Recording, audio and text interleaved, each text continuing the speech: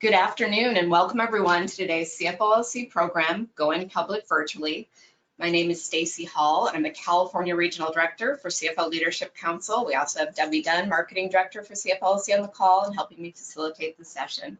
We hope everyone is doing well and staying safe. We thank you for your continued membership and partnership. Before we get started, just a couple of housekeeping things.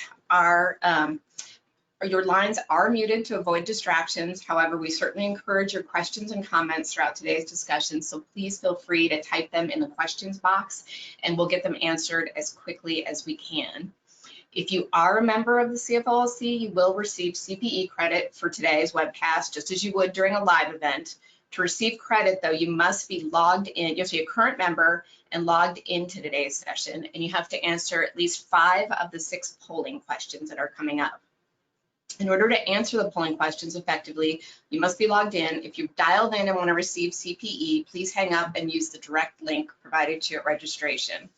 We will share some information on membership at the end of the webcast. So the good news, if you join today, you will qualify for today's CPE.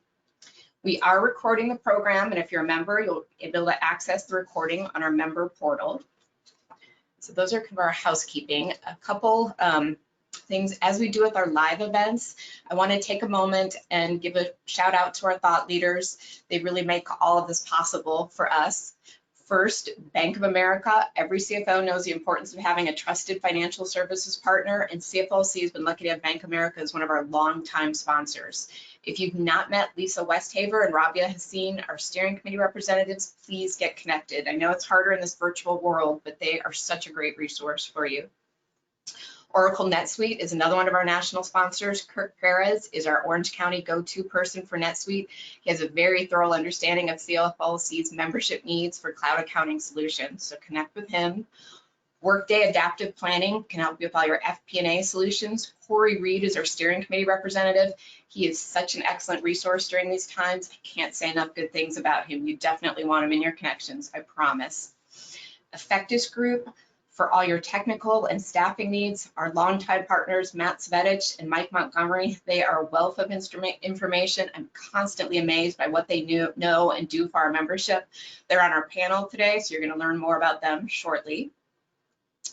Hughes Marino, business real estate gurus Mike Lewis and Scott Johnstone are an invaluable real estate resource that specializes in tenant representation. Make sure you're connected with Mike and Scott. They have so many valuable resources and know so many people in Orange County. Then KPMG, whether it's figuring out new tax changes or guiding you through an audit, KPMG can help you through it. Mike Polanzani and team are there for you. We miss meeting in their offices and seeing everyone.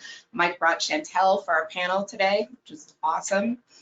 Woodruff Sawyer, there's no better time now for CFO members to delve into risk solutions with insurance partner Woodruff Sawyer.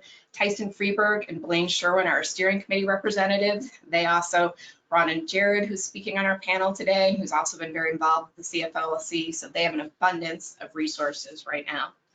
So with that, I just want to mention, we've chosen all of these partners because we see them as thought leaders for their exclusive categories. I encourage you to reach out to them and connect. You can find them on our CFOLC website and on the Orange County page. So thank you to our sponsors, our steering committee members. So with that, I'm going to turn it over to Matt Svetich, Managing Director for Effectus Group, their mass practice. I will let him give you his background, but he's amazing and someone you want to know. So that, Matt, I will let you take it away. Thank you so much, and really appreciate all you guys joining our webinar today. I think it's a very timely webinar with what's happening in the IPO and SPAC market. A little bit about my background. I'm the managing director over here at Effectus Group. I lead what's called our mass accounting service practice, which specializes in providing accounting professionals on a temporary and full-time basis to high growth companies. In terms of our overall objectives today on what we want to accomplish, as I mentioned, especially this September has been really one of the most successful IPO markets, in history potentially. And because of that, there's been a lot of questions about, how do I go public in the virtual environment? What's that's going to look like? So our goals today will be a bit more about refining that approach, both in terms of audits and advisory firms, maybe different firms you want to engage with, obtaining an understanding of what success looks like in terms of project management in the IPO and SPAC process, as well as adopting and optimizing best business practice. That is so important when you're in a virtual environment and it's just new to everyone.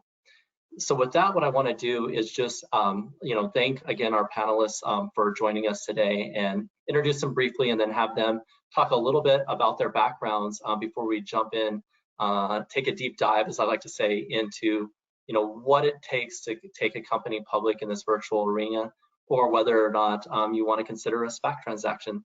So in terms of our panel, we have Chantel Adam, who's with KPMG, and we also have Mike Montgomery, who's with Effectus Group, okay? And then we also have Jared, I'm always gonna mess up this last name, Jared, I apologize, but Pelessier, hopefully I got that right, with Woodruff, is that correct? Yes, close enough, thank you. Okay, and with Woodruff. And so with that, maybe Chantel, do you wanna just talk a little bit about what you're doing over there at KPMG, and then we'll send it over to Mike and then Jared. Thanks so much. Thanks, Matt, for the introduction, and good afternoon, everyone. Chantal Adam, I'm a partner at KPMG. I'm located in our Silicon Valley office, and I've actually practiced in the technology space my entire career. I spent most of my time with software companies, security software, but of late really have transitioned in the broader spectrum of technology companies and assisting different companies that actually have hardware and some product offerings. So really have seen the spectrum, and also in terms of the type of companies that I've worked with, either companies that have acquired or startup or well-established global companies I've had the opportunity to work with. So I do see the spectrum of their stage. I really enjoy spending a lot of time with them on the financing side of things, but also on the revenue. So that's where I feel like I spend most of my time, still to this day. It's just understanding what markets and opportunities they're trying to get into and the type of arrangement. So their revenue models is one of the specialties that I have here at KPMG. But happy to be on the panel. Without stealing the thunder for later on, I have worked on IPO companies that have successfully and not so successfully gone through it, and as well as SPAC. So we'll be happy to share that experience with you all. Yeah, so happy to have you. No, thank you. So Mike, you want to do an introduction for Effectus Group? I know many people likely know Effectus Group on the that are on the webinar today, but it'd be great to just get a brief summary and what you're doing over there. Perfect, thanks, Matt. I'm the managing partner at Effectus Group, and I think Matt has probably spoken a little bit about the firm in the past, but I manage the various practices that we have, but I also do a lot of client service work in our technical accounting and IPO services group, and am involved on a number of IPO projects and SPAC projects, and just other technical accounting projects. Oftentimes we'll do audit preparation to help our clients get ready for when Chantal and her team come in, and other auditors come in to do an audit, and and just help companies get ready for that process. So the last I would say 12 months or so, and maybe longer, but have been very busy for a lot of advisory folks and accountants in general, just with the number of transactions that have been coming through, and just the needs of companies trying to prep and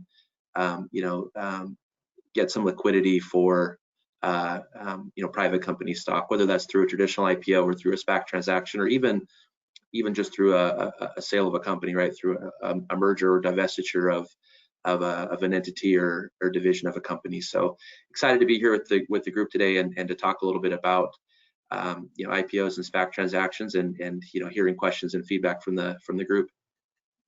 Thanks, Mike. Jared?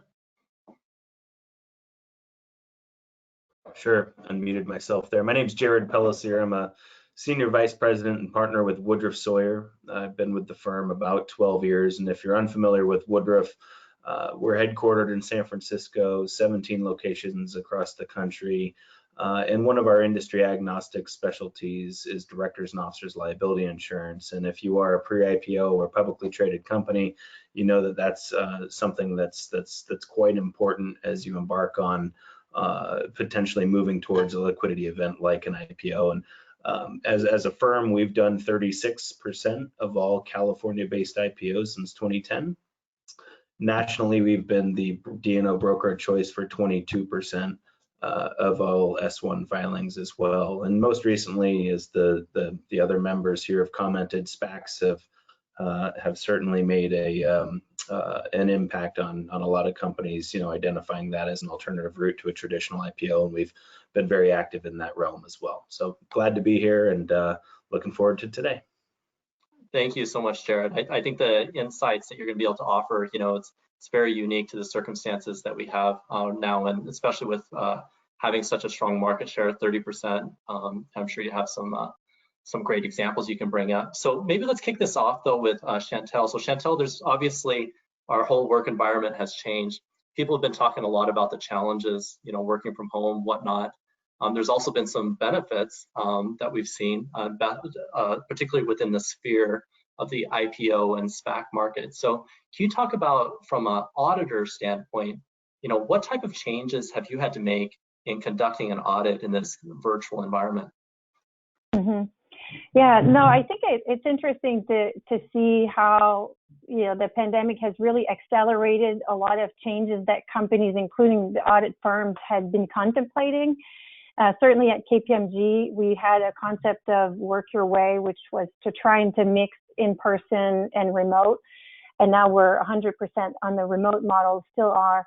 The transition in many regards has been seamless. I think that because most of the professionals have had experience in working remotely in some fraction of their work week, transitioning it to 100% was mostly seamless. But then it did bring a lot of challenges. First is the duration of it. Nobody really had, everybody set up in a way that they thought may be a little more temporary than the permanent state that we're in. And we're looking at the rest of the year to likely be unchanged. So some adjustments have come in at this time in the fall for people to adjust.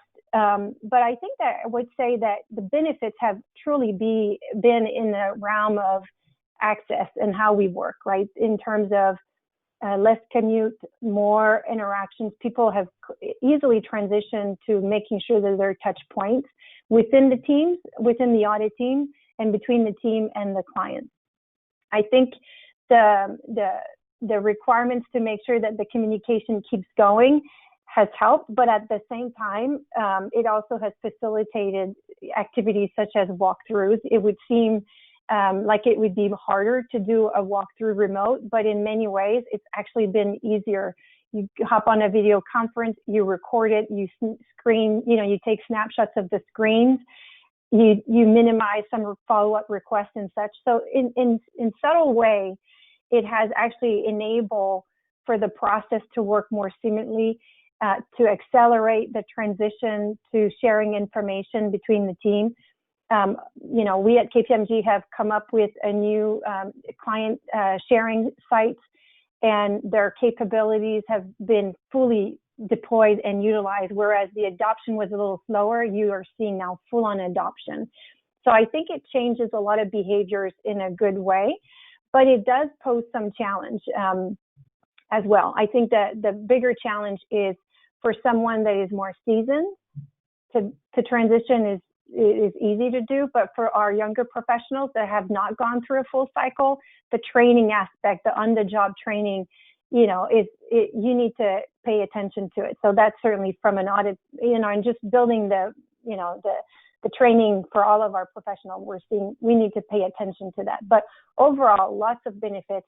The notion of using our remote team, we have outside the country, India services, back office type services, but now we actually are able to do that even with our resources. So we've now staffed engagements seamlessly from anywhere in the US. So lots of opportunities, lots of benefit from that standpoint.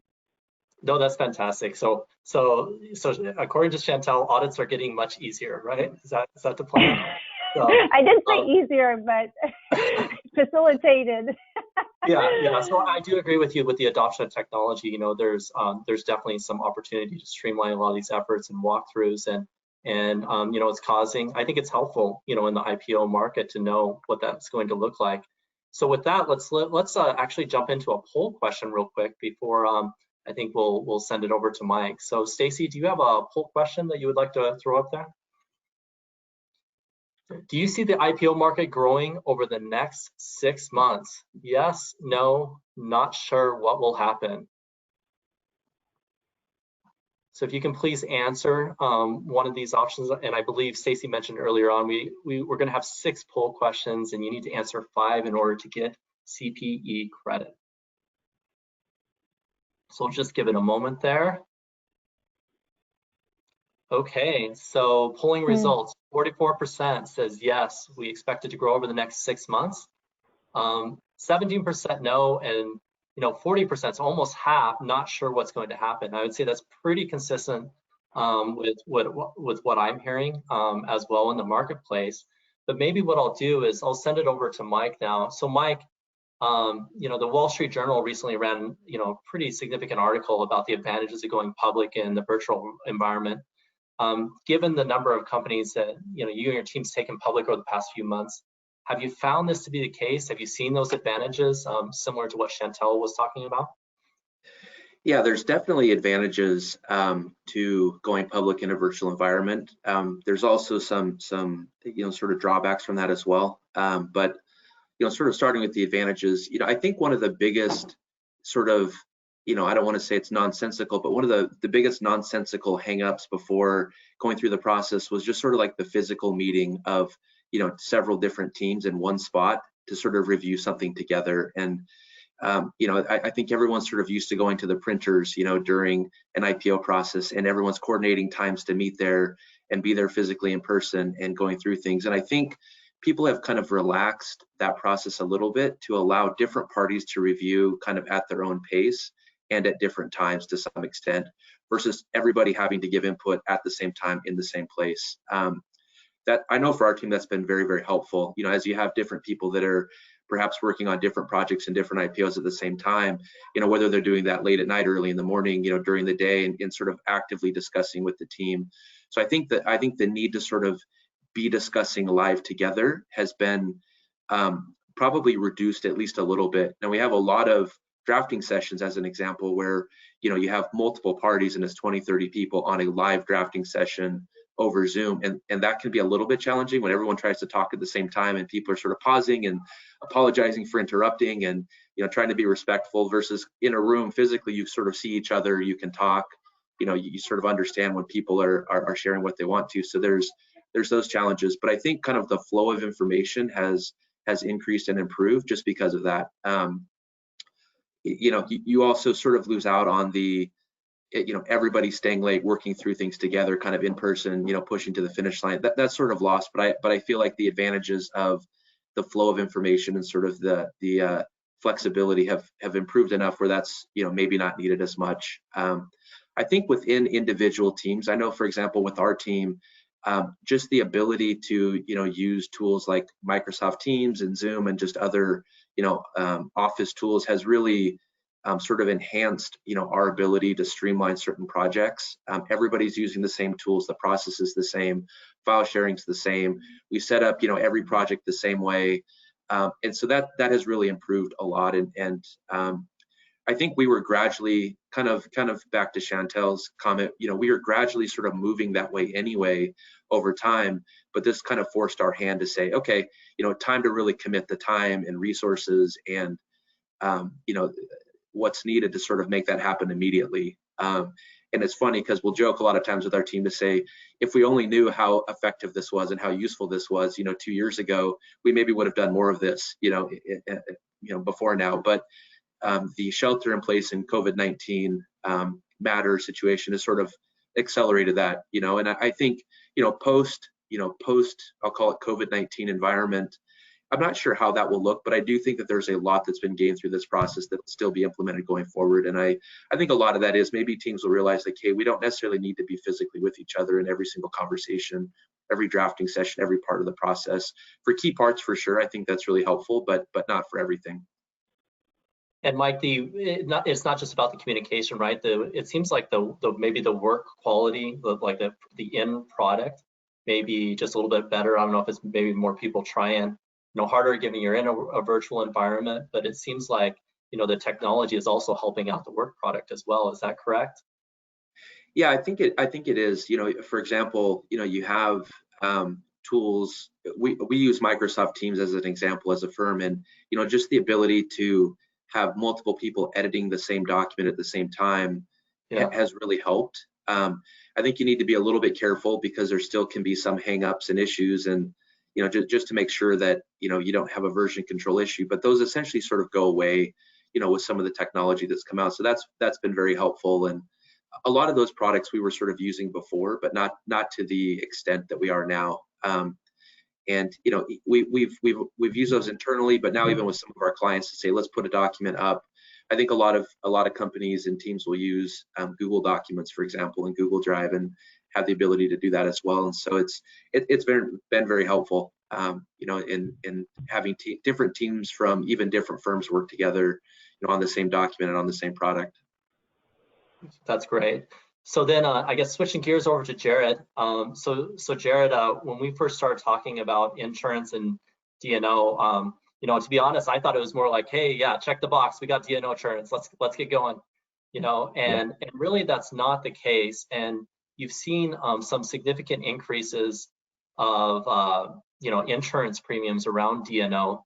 And I'm not sure how much of it's related directly to coronavirus or just happens to be this year it's increasing, but could you provide some color commentary about what you're seeing in the marketplace, and maybe when individuals start looking for D&O insurance if they're thinking about going through an IPO or a SPAC transaction? Yeah, certainly.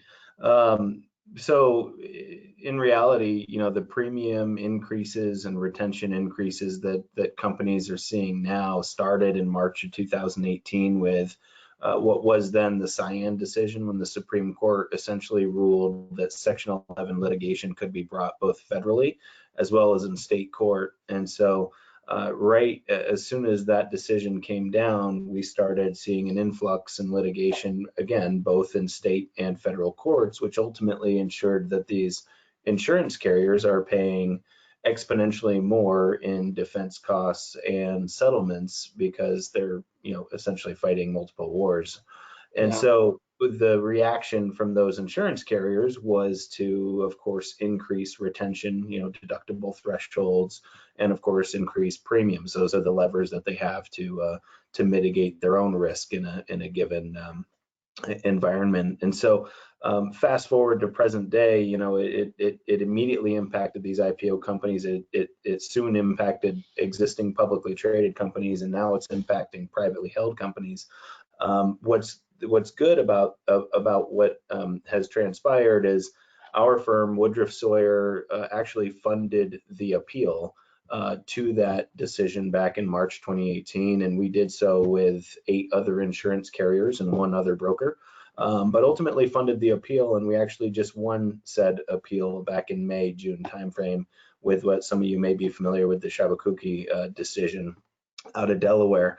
And then most recently on September 1st, that recent CFOLC decision was actually tested in San Mateo Supreme Court, and our other client, Restoration Robotics, received a dismissal for federal form provision language that they built into their bylaws. And so ultimately, what has happened is that big scary decision that happened in 2018 that has driven such insane D&O IPO insurance premiums to the tune of $4 or $5 million with $10 million deductibles is now starting to, and at least the hope is starting to come back down to normalcy. And it'll take time for that to happen, but certainly we're very, very hopeful. Now, COVID also took place, as we all are aware, and that certainly layered on some additional pressure from the insurance marketplace.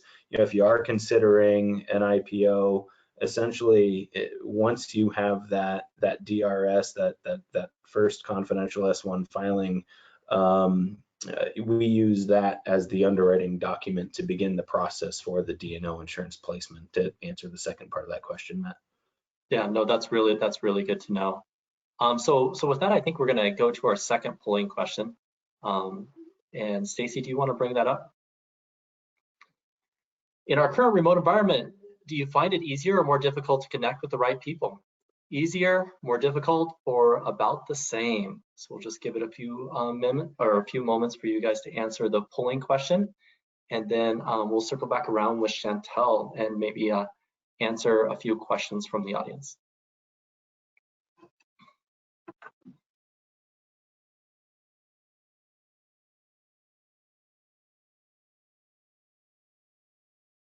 Okay, so we have our results here, and you know, it's pretty much split evenly. You know, 28% easier, 39% more difficult, 33% about the same.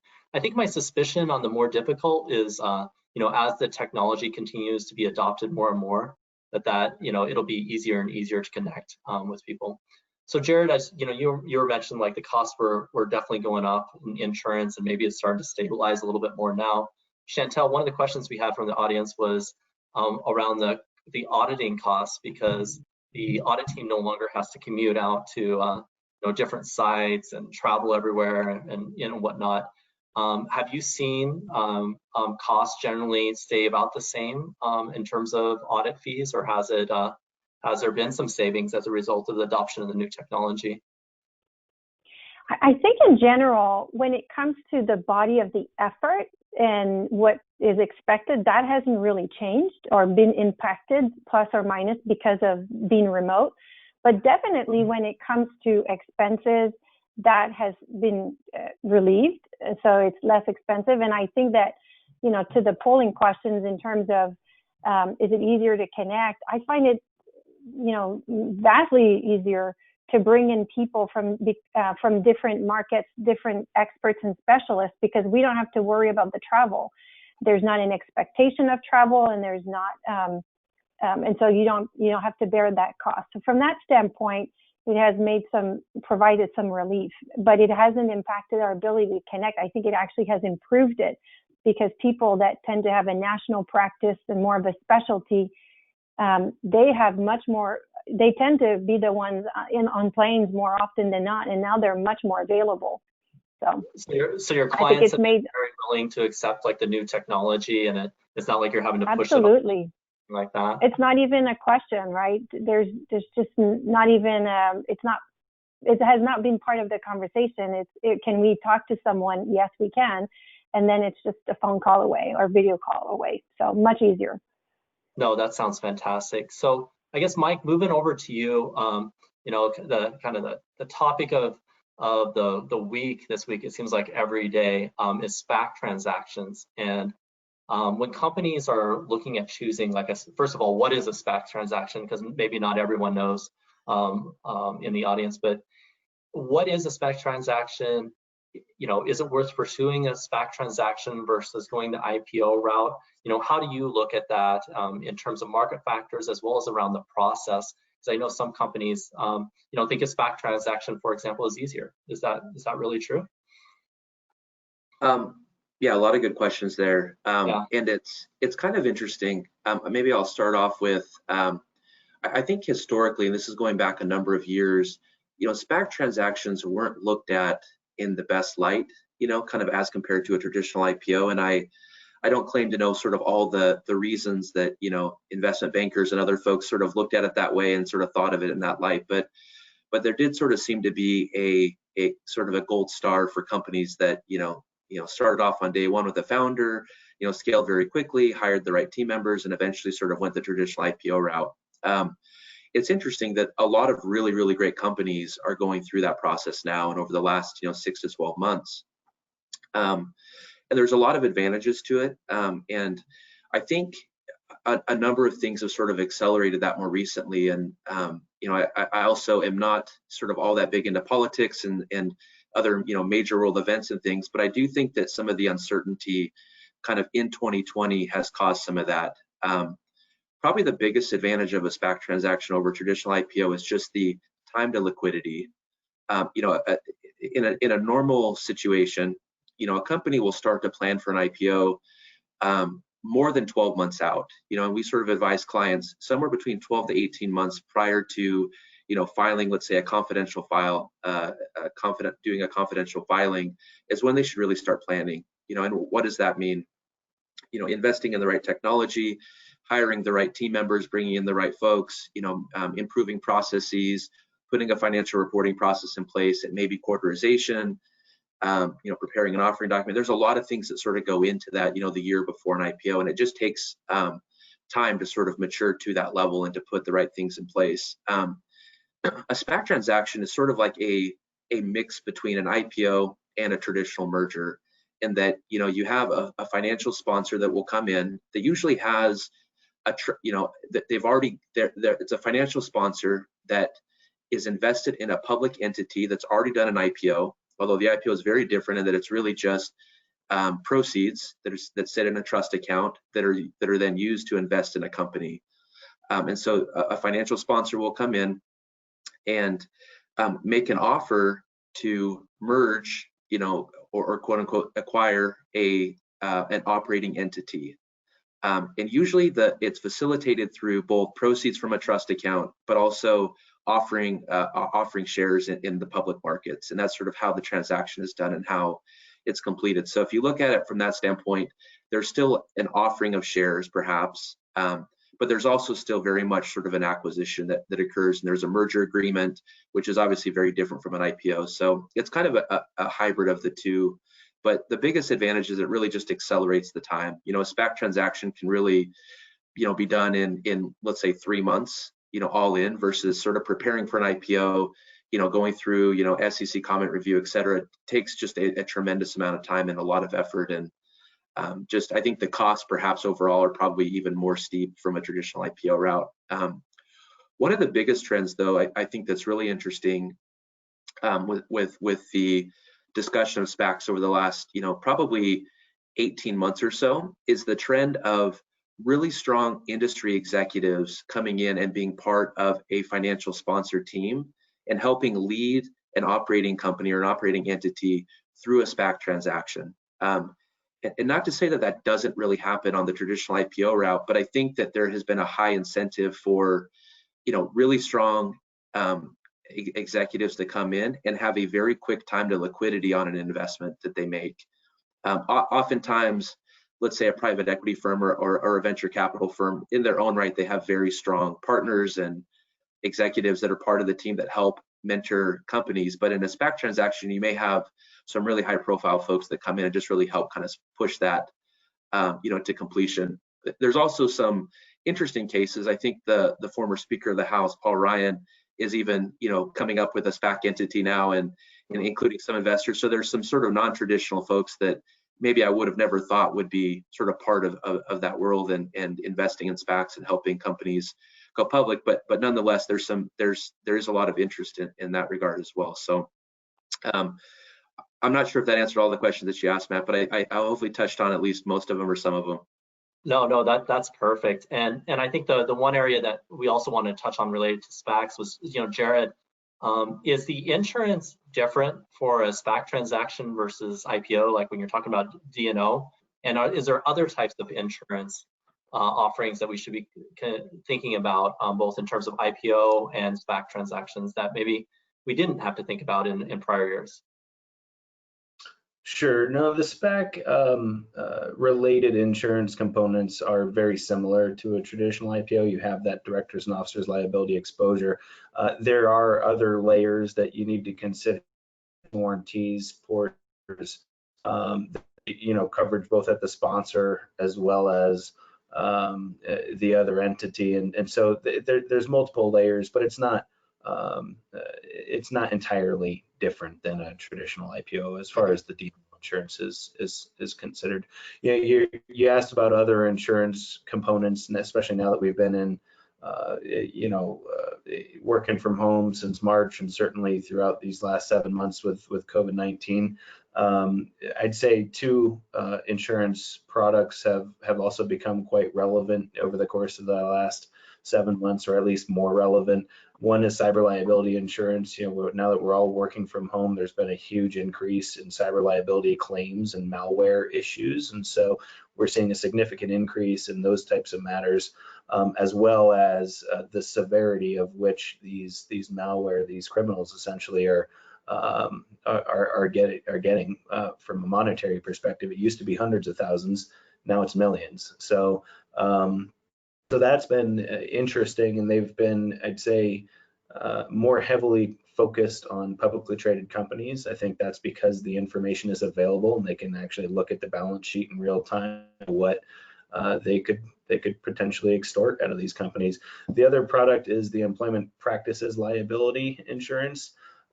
These are things that most companies already have in place, but what we do know is there's been 186 new employment laws that have been either proposed or passed since March. And so what we're now seeing on the tail end of all these new laws is, of course, them being exercised by plaintiff attorneys. And so again, we're seeing some pressure on the employment practices liability world, if you will.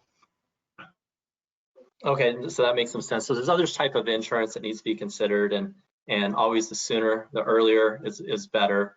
And in terms of the cyber security insurance, like, do you feel like this is how do I would word this? Is this an offering that has been, kind of a staple offering, or is it a somewhat new offering and there's kind of different features that could be applied to the package? Because I know I've been asked that a couple times, like, oh, we'll cover this type of transaction, but not that type, for example. Sure. So yeah, cyber liability, I mean, it's been around for a long time. I think it really sort of made inroads 4 or 5 years ago when you started seeing Target have those breaches, and Neiman Marcus and some of those big retailing outfits, right? And now it's certainly evolved since then. For those that don't know, it's kind of a modulated policy. It'll pick up, errors and omissions if your product fails to do what's been represented and causes a third party or financial loss. It'll pick up media liability, think slander, libel, and then really the cyber component, which most people associate with cyber liability, is the cost of notification expenses, the data restoration, the data forensics to figure out who and what's been compromised, extortion expense, those types of things, and then certainly the financial impact. So if you've gone down due to a denial of service attack or malware, and you incur a loss of income, the policy can also respond in that capacity as well. But it very much is a standalone product. I'd say it's certainly still a growing market, and while more and more companies continue to add that to their insurance portfolio, there's still plenty that haven't yet. So it's still growing for sure. Okay, no, that's fantastic. So with that, let's go to another poll question, Stacy, if you wouldn't mind.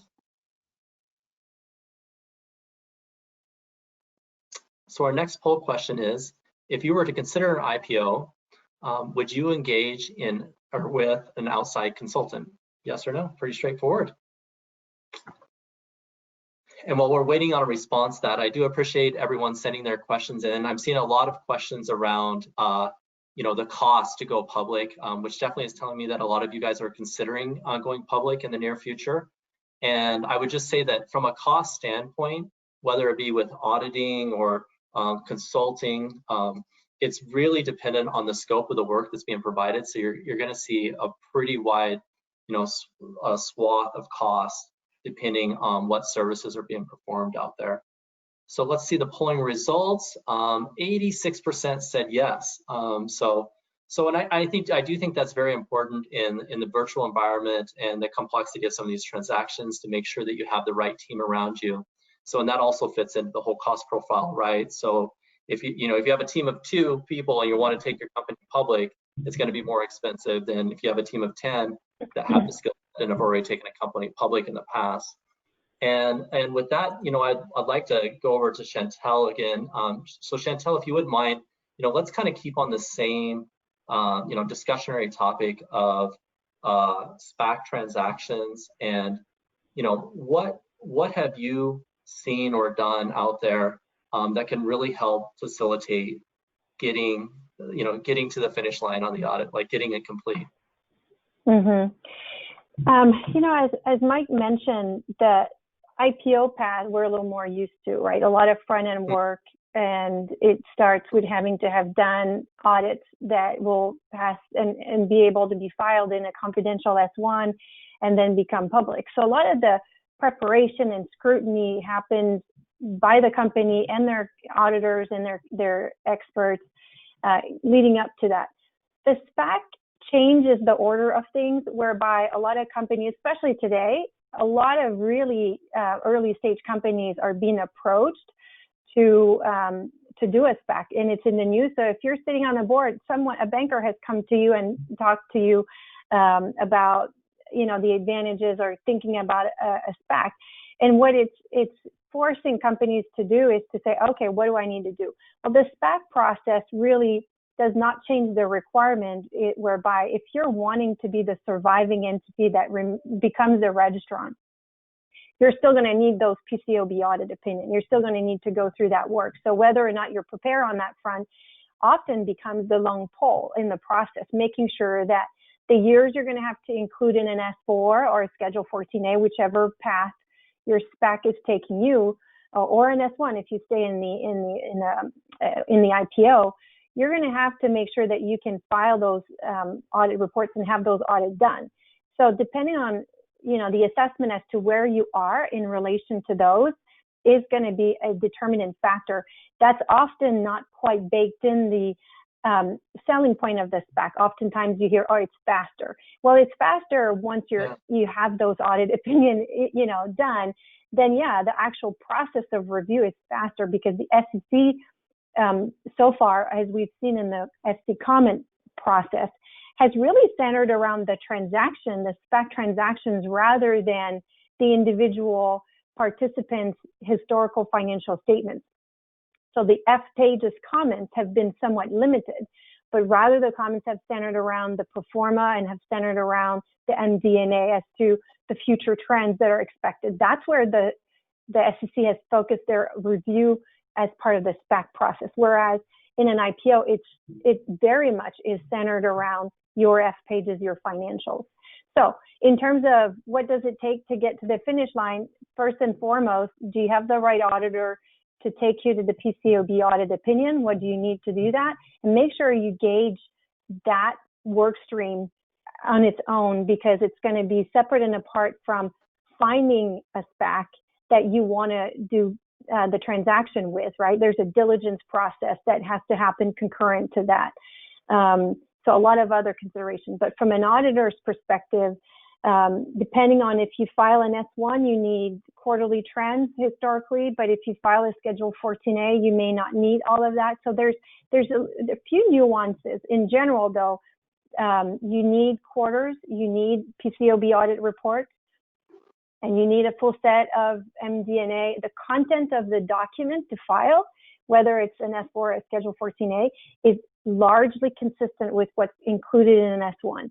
So from a marketing, from a selling the business and articulating what you do and how you're doing it, that market overview, that also needs to happen. And it takes a while. So that's also another work stream to be contemplated.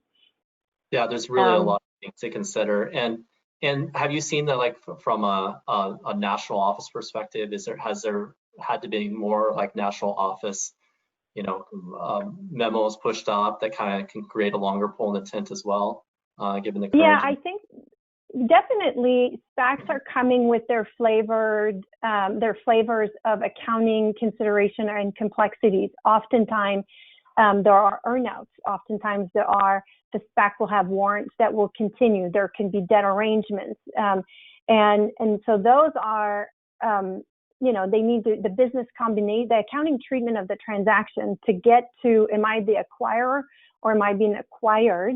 There's a lot of accounting consideration, but there's also a more consensus that are emerging. Mike, you made reference to it in terms of who were considering SPACs a couple years back, or as recently as a year ago. The profile of those companies are vastly different. SPAC were frowned upon a little bit in the past because it wasn't always perceived as the market leader in their space, that were choosing a SPAC over an IPO. It's not true today. You're looking at who are thinking about a SPAC, and you've got all the right candidates that could very well go through an IPO. But what the appeal is the pricing and the security in the process. It's more akin to a business combination, an M&A deal, when you priced it with your SPAC, than it is to an IPO where you're just going to have to go with the winds of the market. So that's the appeal, but it also has changed who participates in the SPAC. Completely different subset of the market and the companies. No, yeah, that's really interesting. And I guess along the same subject line, you know, Mike, so we're already it's September 23rd already. It's hard to believe.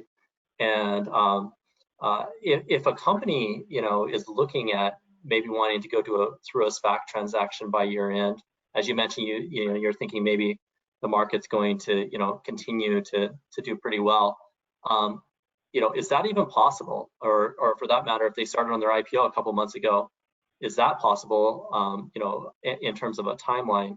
And then also, what can they do right now to make themselves successful, right? Because I think there's certain key steps that we see companies take that, you know, work much better than other approaches that companies have taken in the past.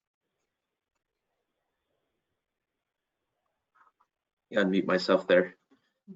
Great questions, Matt. You know, I think in terms of is it possible? If a company has recently started, you know, IPO prep and they're preparing for that process, it's probably not possible to.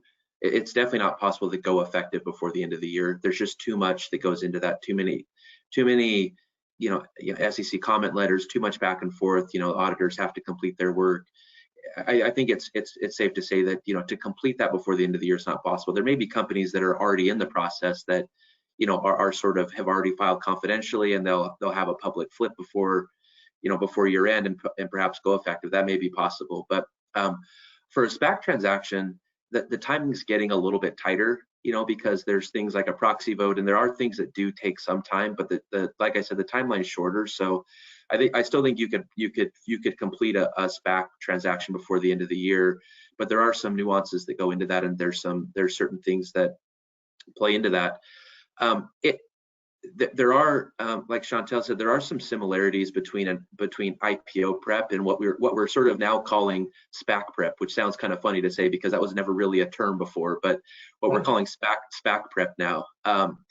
But I think, you know, in a lot of cases, some of the earlier stage companies that are entering into that process had never thought about, like, how do we look at the business from a finance strategy standpoint, and how could we present that to investors? And on some of our more traditional IPO projects, some of the comment letters that we were getting were kind of less on the accounting and less on F pages and less on policies, and more about key business metrics. And like, how are you describing it? And, you know, maybe there's an odd, you know, metric that's used, and sort of how do you reconcile that to GAAP? And does that make sense compared to other companies in the industry? And I felt like the SEC was starting to focus more on that. And so that kind of accelerates for an operating company that's going through a SPAC transaction to say they maybe have never thought about that. They may have some internal metrics they use to report to the board and to different management team members, but then translating that to, you know, public market investors, and does that make sense? And that's all, you know, has to come together very, very quickly. So, yeah, you know, it's how you tell your story, right, Mike? That's how you tell your story, and does it match up with the financials? That's exactly right. That's a very good way to put it, is that, you know, if you sort of have different parties that aren't speaking together, you know, very well, and don't have sort of like the story thought out, it all comes together in, let's say, an S4, for example, and someone would sit down and read that and say, okay, you know, does the business section sort of make sense with the MD&A overview section, and are you kind of hitting on the right things? And then, you know, does the flux explanation sort of flow, and does that make sense with sort of the story that you're giving, you know, throughout the document? So I think that is probably lost on a lot of earlier stage companies that are entering that process, whereas, you know, like in an traditional IPO, that's probably more of the process. That's kind of what we focus on and what we do. But so I think, you know, those have to come together, and it has to come together very quickly, and all parties kind of have to be on board and working towards the same goal. But I think that definitely can happen. It's I think, you know, one thing that I didn't mention before, but I think is maybe useful, is I think a lot of companies we had spoken with had said, we want to start IPO prep in 2020 for a 2021 IPO. And I think what they've realized is, just due to some of the volatility in the market, they've wanted to accelerate that process. And perhaps they feel like they can even have a higher valuation through a merger, through a SPAC transaction. And so they've opted to go that route. And I think part of that has created this quick, you know, rush to complete a transaction, which has created a lot of just concurrent transactions happening all at the same time, which has created a lot of the media news on SPAC transactions. So, you know, I think kind of back to your second part of that question, will that trend roll into 2021? I think it'll roll into 2021. Will it be the same through the end of the year of 2021? That I'm not sure, and it's kind of hard to predict that, but I do think that has created sort of a rush of companies wanting to sort of go public, get some liquidity for, what was previously private company stock, get into the public markets, and then sort of ride that through as a public company. So very exciting times and interesting times, but I think that you have a lot of things working together that, have sort of made that quick push for a lot of SPAC transactions. Yeah, it's I'm really happy that we were able to schedule this webinar today because like I mentioned before, what's happened last week and with the number of SPAC transactions that are coming up over the next few weeks, I just think that there's a lot of work out there that needs to be done, and our entire environment, the way we think about it has really changed with SPAC transactions. Also, the cost profiles have gone up. And Jared, we talked a little bit about the insurance premiums increasing and whatnot. If companies, obviously companies are very cost conscious right now. There's a lot of risk in the market. How can companies go about benchmarking on these insurance premiums and make sure that they're, really paying the right price, so to speak? I know with insurance, sometimes it's like you get what you pay for, right? But how can you benchmark it in the best way possible and still keep your costs down? Yeah, it's a good question, Matt. So everybody likes their peer benchmarking, right? That's just one thing that is fairly readily available. It's not super helpful, but people like it. We work hard to use data and have empirically, data-driven decision making within our process. And so when you think about limits, so this is sort of a multi-layered question here, but when you think about limits, it's largely dependent on your market cap, your estimated market cap range, your shares outstanding, your percentage of insiders, right? So your float, which obviously insiders can't be a part of a class. So if ever you were sued due to a precipitous stock drop, those insiders would not be involved. And so it becomes a math problem. And then ultimately, as a firm, this isn't a commercial, but we've captured every class action lawsuit since the 80s.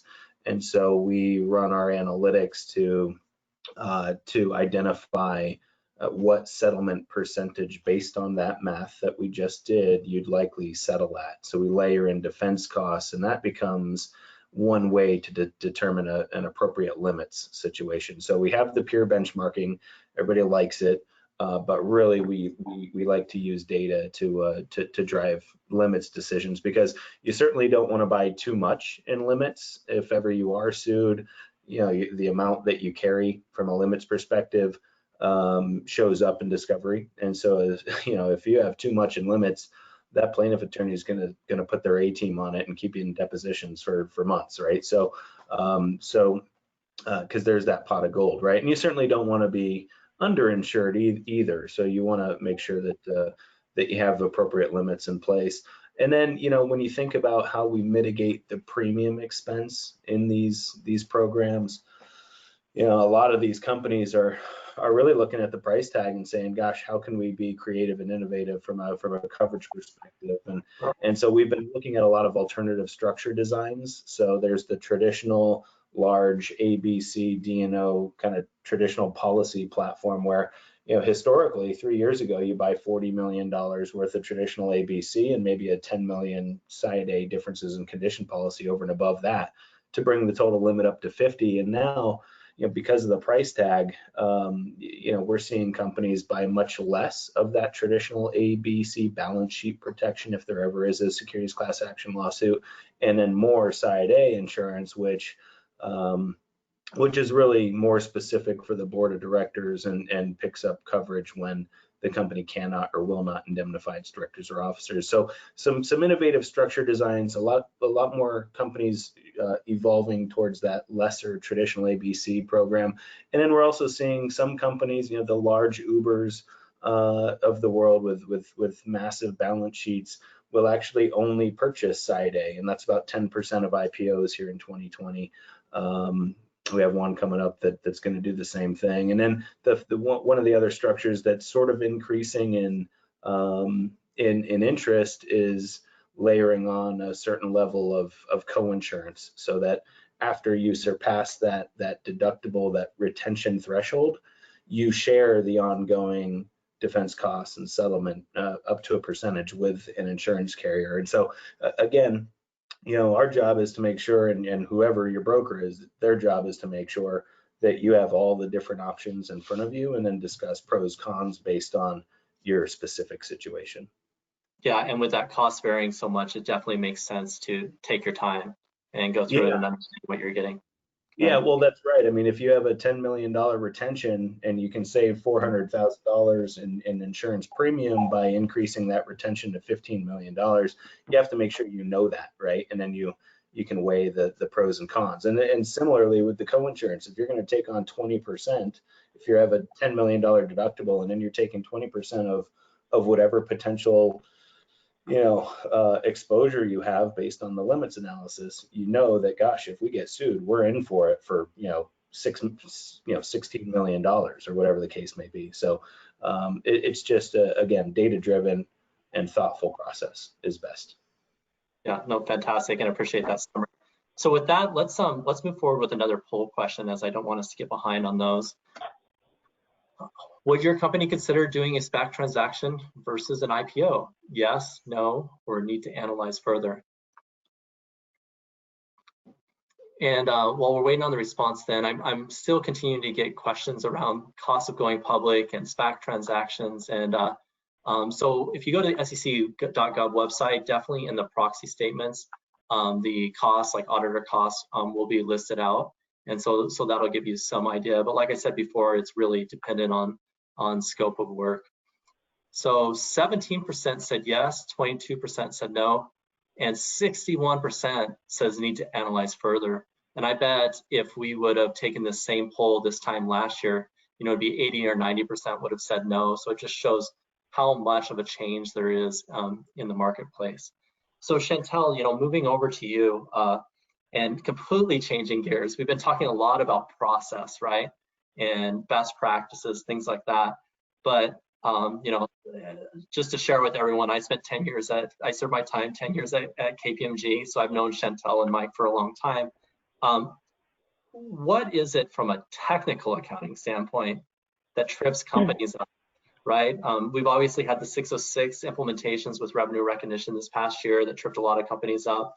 But what is it this year, or is it still 606? Can you talk a little bit about that, and then also how companies were able to get through it? Mm-hmm. Yeah, I think for any company that is looking ahead for an IPO, the emerging growth status allows them to adopt those new standards at the same time as if they would have been a private company. So they're giving a little bit of extra time.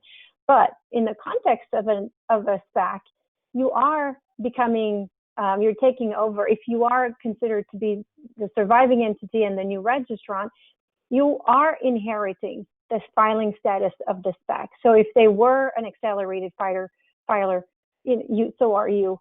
So there are a lot of consideration as to the timing of when you adopt standards, when you need to file, when do you need to do your first integrated audit. So, I talked about the diligence process, choosing your SPAC. If you are a company considering, you really want to pay attention to the size of the SPAC, the size of the proceeds you would be getting, what proportion of your ownership are you looking to float and get financing for. And that's going to help you gauge and anticipate what's to come, because the moment the deal closes, you are it. You are the registrant. You are filing your Qs and your Ks and everything that comes with it. So the preparation for that. But in terms of technical, certainly companies do continue to adopt 606. Companies certainly now are having to deal and wrestle with the lease standard. So that's for front and center. A lot of the existing companies, public, have adopted, but the privates are still in the midst of doing that. And they're making a choice. Do they want to early adopt, getting it out of the way so that it's part of their S1, part of their S4 if they're going through the SPAC? Or is it something that they're going to take full advantage of delaying and doing it later on? So companies are trying to to make that assessment. Still a lot of effort being deployed on the leases. Most of the companies that are in the tech space, their leases are not overly complex, but some really are. And there are leases in a lot of revenue arrangements that take time to unwind and get through the accounting. Specific to the SPAC, I think I mentioned oftentimes it can come with, there's a whole business combination assessment to be made, who's the acquirer and such. A lot of time it's an opportunity to also do a business combination at the same time as you're doing your SPAC. So we'll call them the three-way mergers. But sometimes by virtue of getting some proceeds, companies are saying, hey, that's my opportunity to actually affect a business combination that I had been wanting to do. So there's that, but it adds to the complexity of the transaction. So a lot of business combination consideration, and oftentimes they may also enter into some debt arrangements. So, these topics continue to be front and center from a technical standpoint. And then the other thing we haven't touched on, but the pro formas. The pro formas, if you're going through a SPAC, if you're going through an S1, pro formas will be in a sense of you're going to get proceeds, what's going to happen. Similarly, in a SPAC, you're having to show the pro forma impact, but it also means you've got to have right from the get-go of the transaction, well in advance of when you actually are going to close the transaction, you need to illustrate what the accounting will look like, what your company is going to look like. So the whole accounting treatment needs to be considered the moment you file your first proxy. And that's not an insignificant amount of effort, but also from a technical standpoint, it can be quite technical. So the more, earlier you were asking, would you consider using outside help? I would highly recommend it in terms of, getting some help to assess what's the right accounting so that you don't have surprise, because you're going to own those pro formas. You're going to turn around and book those entries.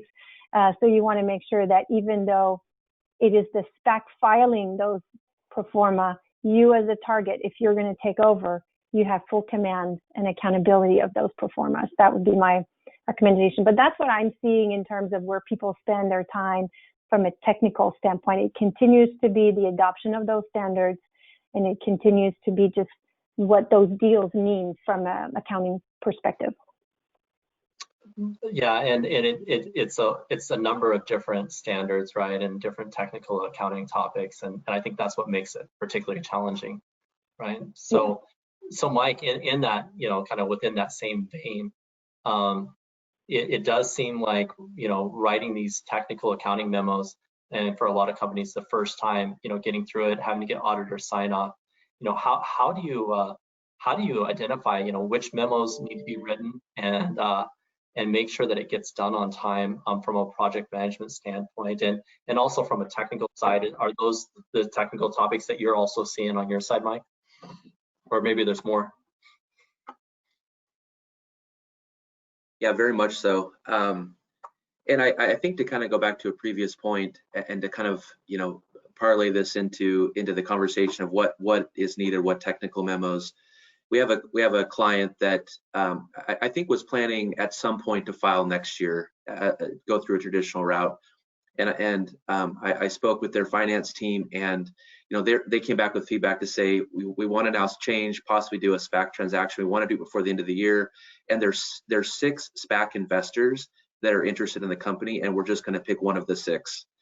And that is a very different narrative than what we're sort of used to hearing, and what's sort of traditional. It's very exciting at the same time for the company, and I'm really excited for our client and excited to sort of go on the process with them. But what we do as a firm, which is really helpful for clients, is we sort of have a SPAC playbook to say, here's like the 5 or 6 key deliverables that, not only do auditors need to go through, they'll audit this, they'll review this, but also, the bankers will need to go through this, the SPAC executives perhaps will also need to go through this, but there's certain things, and I think Chantel did a great job sort of listing these out, but there's obviously an S4 document that has to get written and reviewed. Within the S4, there's pro formas, which in and of themselves are extremely challenging to write, takes a lot of judgment and estimate, and also, sort of lines up, oftentimes SEC comments will come out of that, just trying to poke at different parts of the transaction. But there's even things that are standard in a merger transaction that then have to make their way into the pro formas. For example, oftentimes we're seeing earnouts now as part of that, and earnouts could go over the course of 1 year, 2 years, 3 years, whatever it is. But what makes it complex is trying to consider what triggers the earnout. Are there market conditions? Are there performance conditions? Are there employment service conditions where employees have to give service for that? And sort of how are those earned? And even to the cases sometimes where you have to get a valuation expert involved to do evaluation, and that's accelerated to make sure that that can make its way into pro formas. Whereas normally you would just sort of consider that for accounting purposes on the back end once the deal closes, but you're sort of accelerating that now because you have to present that in an S4 even before a deal closes. So again, coming back to that timing, it accelerates a lot of things. The accounting acquire memo that Chantel mentioned, is also, I wouldn't say is overly challenging per se, but it's a process that you have to go through and sort of identify, the predecessor, who's the accounting acquirer, and oftentimes it's different from the legal acquirer. There's oftentimes companies will have different financial instruments that they've issued that have change in control provisions that have to be assessed. And again, for an S4, those would be perhaps included in a pro forma, but maybe only impact the period sort of after, the deal closes. But again, important to identify. And then, and Chantel is probably very familiar with this, but what we call the PCAOB uplift procedures, where you sort of take a private company that hasn't really been planning for it, and it's all of a sudden they have to have narratives for processes, perhaps like the sample sizes have increased for auditors, and there's just a lot more work that companies have to do to get ready for that. And part of that process is oftentimes there's technical accounting memos that come out of that maybe weren't as critical before. For example, maybe there's a memo on stock-based compensation assumptions where before, auditors could go through and review a file and they kind of check the box and say, yes, these assumptions look reasonable, but now there needs to be more of a formal memo and process around that. Classification of preferred stock, is perhaps more important and more key. As companies sort of, advance along the process, perhaps, warrants become more valuable and they've increased in fair value. And so those adjustments to the P&L become larger. And so there's oftentimes just different financial instruments and parts of the transaction that kind of are magnified and accelerate. And, it's necessary to document those thoroughly so that way third parties can verify what companies have done from an accounting perspective. So, I think the pro formas is probably the single largest difference between a traditional IPO and just sort of normal, technical accounting that's included in an audit, and definitely requires a lot of judgment to get done, and requires a lot of hours. And I would say most, if not every company that we talk to about a SPAC transaction underestimates that and usually doesn't understand or isn't even aware that's a requirement, and honestly probably doesn't really fully understand it until we're sort of done and they finally see, like, here's the final pro forma, this is what it looks like, here's the narrative, this is how we explain it. And then companies, we do walkthroughs and sort of go through that in detail, and they finally sort of understand all the impacts, work with them on that, and get that closed out before it goes to, auditor review, and also, bankers and other folks involved in the process. So yeah, those are probably the primary ones that we normally run into and see. Yeah, I think that insight is just really helpful because it's not intuitive, right? Where you're going to need to spend your time. And Chantel, I see you nodding as well. That's consistent with what you're thinking. Yeah, I mean, the effort in the pro forma is a front-ended one, and it does, require a in-depth understanding of the merger agreement. In some of the SPAC transactions I've worked, I've actually also have seen that the understanding of, there's a term sheet usually that gets signed early on. A company may pursue a few different term sheets, and then there's the merger agreement. These are 300, they're extensive arrangements. There are existing instruments of the SPAC that some survive, some don't survive. And, especially the warrants, the public warrants that are issued at the SPAC, usually when they go through their own IPO, those often survive, and they can, be of interesting accounting. But just the accounting for the pro forma is quite, quite challenging. And the other one I would say is that oftentimes as well, stock-based awards or equity awards, if they have liquidity triggers, liquidity event, oftentimes those have been traditionally defined as an IPO and or a change in control, while by the SPAC is neither of those two things. So oftentimes the intention was for certain awards to be triggered when a company would become public. But the outcome is through a SPAC, you do become public, but you retain control oftentimes, and you haven't gone through an IPO.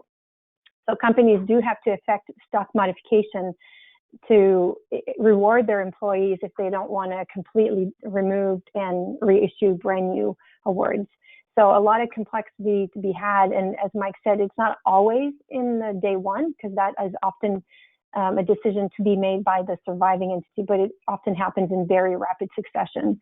And the other comment I would make is the SEC comment has actually been a little interesting. I've seen some very traditional comments on pro forma, but the SEC has also issued some new rulings on pro formas, and most companies have not yet adopted. You can early adopt those pro forma rules, but essentially what they're trying to do is, right now, the requirement on a pro forma is to book any adjustments that are factually supportable. Anything that is directly related to your transaction, that's what you show.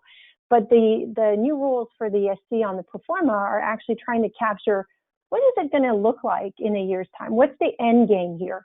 So it blends it actually changes the requirement and blends in day two, what we can traditionally view as day two adjustments. It blends them in.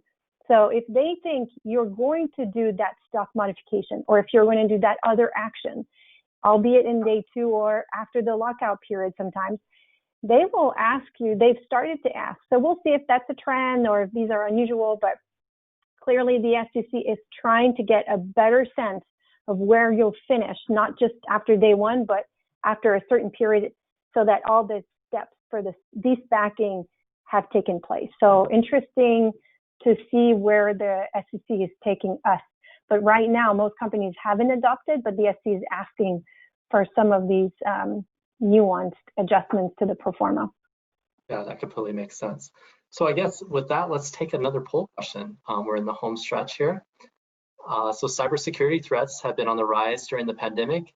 Have you had to make adjustments to protect your company? Yes, no, or looking into it now? And then I think what we'll do right after this is talk to Jared and maybe hear a few examples of what to do and what not to do that companies have done in the past.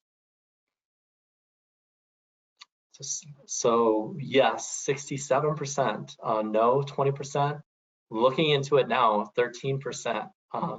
So it's very, very interesting results, but I do think cybersecurity threats going to continue to increase. And so Jared, I know we don't have a huge amount of time, but can you share just a couple minutes of maybe some examples of, let's say, what not to do that you ran into with companies in the past? Obviously, you don't have to mention any specific companies unless you want to, but go ahead. Yeah. Well, I won't roll anybody under the bus. No, Yeah. I think just a couple things to do is to make sure that that one, it's a board level consideration. You're having the appropriate conversations at the appropriate levels, right? So, so I think being cognizant that it is a real and very active threat to every company, not just tech companies or what have you. It exists, and it's becoming more and more frequent, and it's costing more and more money. So to recognize the threat and to at least be thoughtful about how you're going to manage those threats internally. So certainly, have the discussions. What we're seeing and what we have been seeing for several years now is it's become a board level conversation and consideration. What type of data do we have? How are we managing it? How are we, discarding it, etc.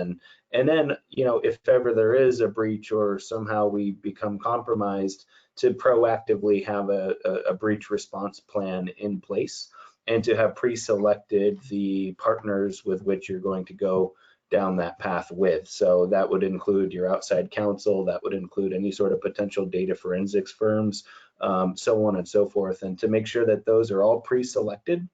And oftentimes, some of the easiest, most basic things to think about are, do you know who to call? And is that in your computer, or is that printed out and maybe over here? Because if you can't access anything electronically, you may need to have that printed out somewhere. So so some of the most basic things too. And then obviously, as an insurance broker, one that specializes in cyber liability, there's also that insurance product to help protect the balance sheet. We talked a little bit about that, but measuring those threats in a systematic and, again, thoughtful way is important for your company, and just identifying the exposures, right? Yeah, for sure. Okay, I guess you don't have to throw anyone under the bus. I'm sure there's some Yeah, great stories. no, keep it positive. Yeah. I guess let's go, maybe Stacy, let's go to one more polling question, and then Chantal, I'm going to send it over to you with one of our audience questions. How well have you leveraged technology to create finance efficiencies? Very well, somewhat well, or room for improvement, or a lot of room for improvement? We'll just give it a few seconds here and we'll take a look at the results.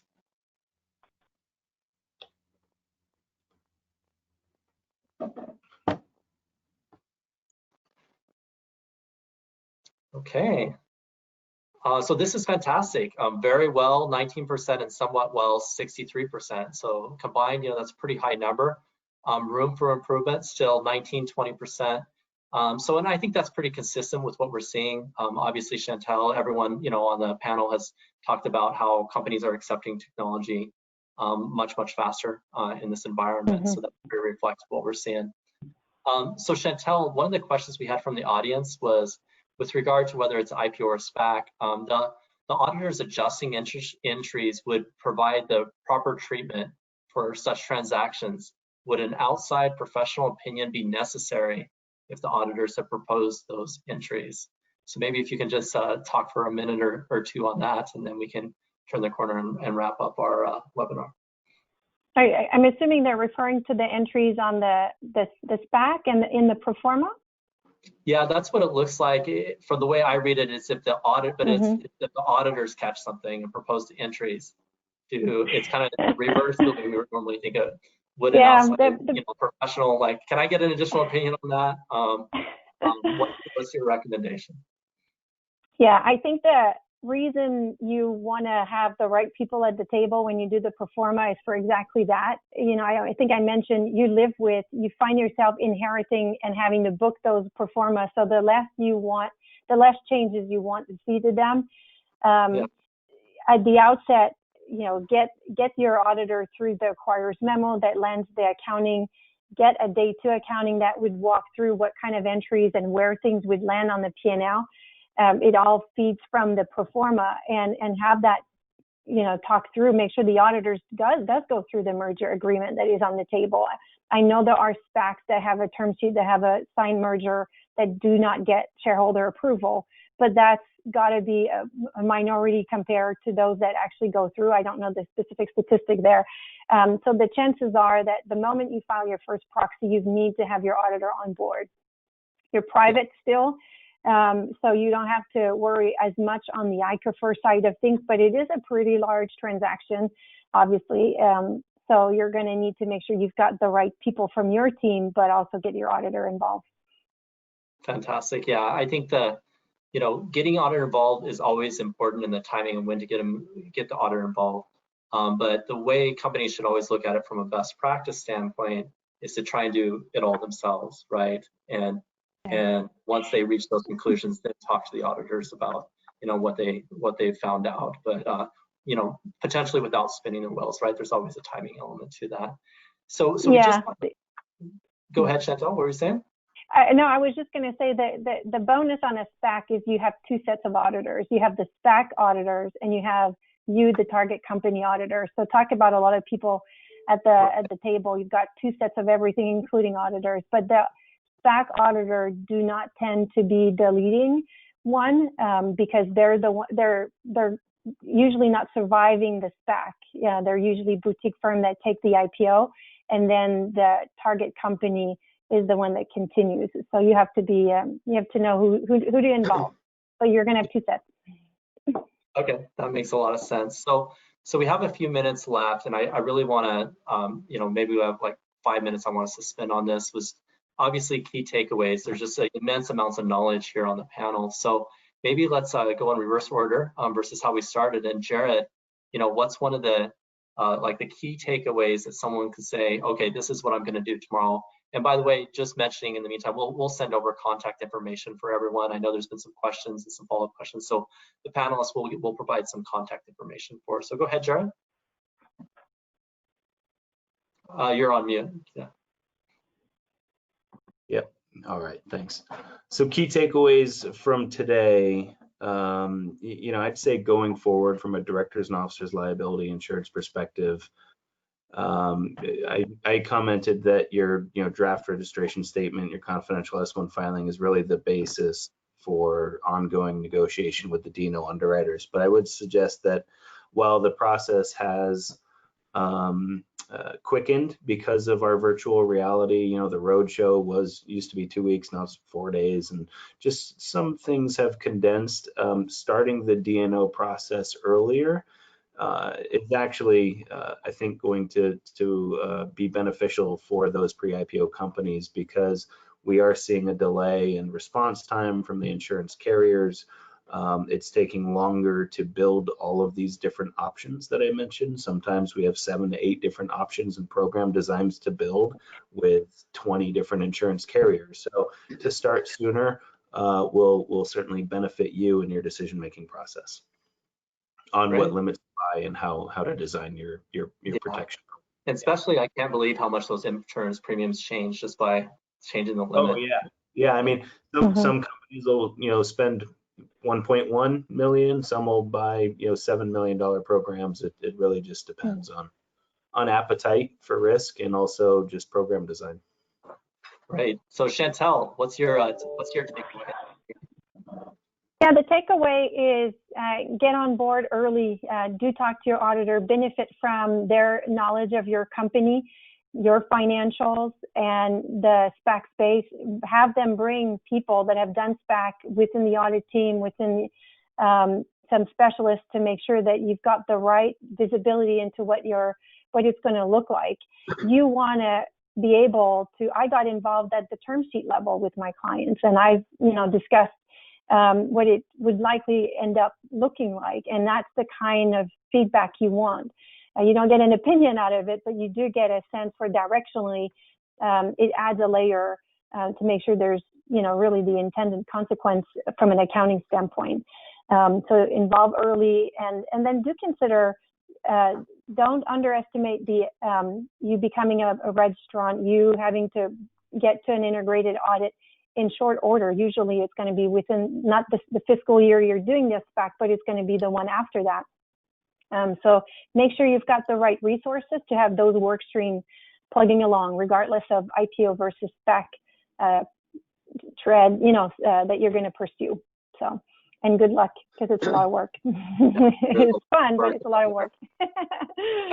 And Mike, I know you've been working really hard on these SPAC transactions. It seems like they're coming up left and right. And what's your key takeaway, over the next couple minutes, and how can these companies, really make a difference starting on day one in terms of the success of their projects?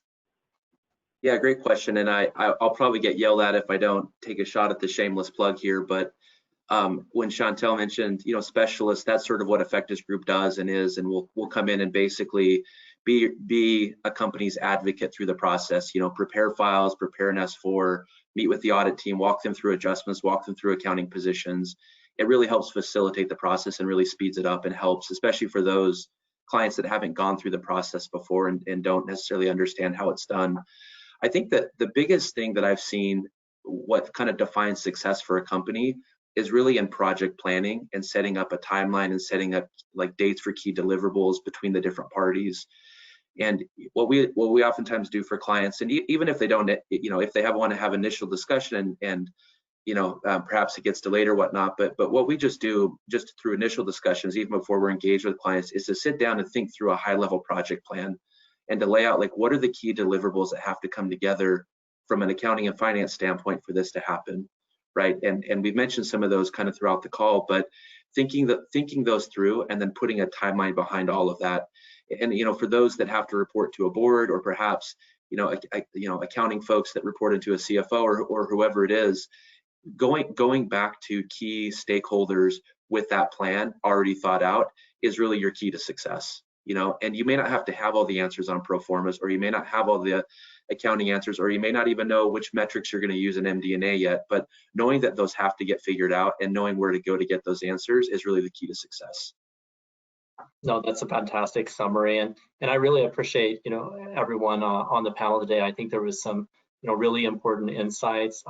It's a knowledge set that's very new in some ways with regard to the SPAC transactions.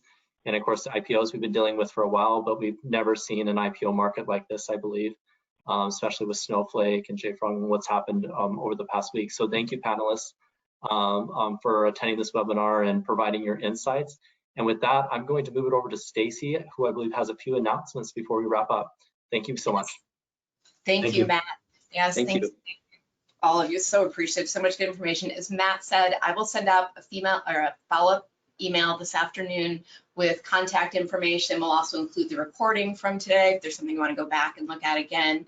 Just so you know, real quick, our program next month is going to be on forecasting in uncertain times. So it's going to be, I think this is going to be really interesting. I know as CFOs and senior financial executives right now, we're forecasting, reforecasting, and reforecasting. So I'll send you some information on that. The other exciting thing is our national conference that's usually in Boston. This year it's going to be virtual, which is nice for us on the West Coast because I know it's harder to attend. So that will be November 11th to the 13th. And as a premium member, you can attend for free this year too. So that's another benefit. I want to make mention of one of our national webinars coming up on October 8th. We're going to have a fireside chat with the CFO of Zoom, Kelly Steckelberg. So that should also be really interesting. So I'll make sure you guys have information on that. And then the last thing I want to mention, is just talk about membership. If you're not a member, the CFO Connect, there's so much great information being shared. I know it's hard since we're all remote, but I cannot emphasize enough just the importance of making connections. And, especially like even great examples, all our panelists today, even if you don't need their services now, they are such a wealth of information. So you want to get to know them. So with that, don't forget to connect with us on social media. And then lastly, one more thank you and shout out to our partners and thought leaders. We appreciate all you do, and we appreciate all of you and your membership. So thank you. This concludes our presentation, and we hope you have a great rest of the day. Thanks, everyone. Thank you. Thank you. Thank you. Thanks, everyone.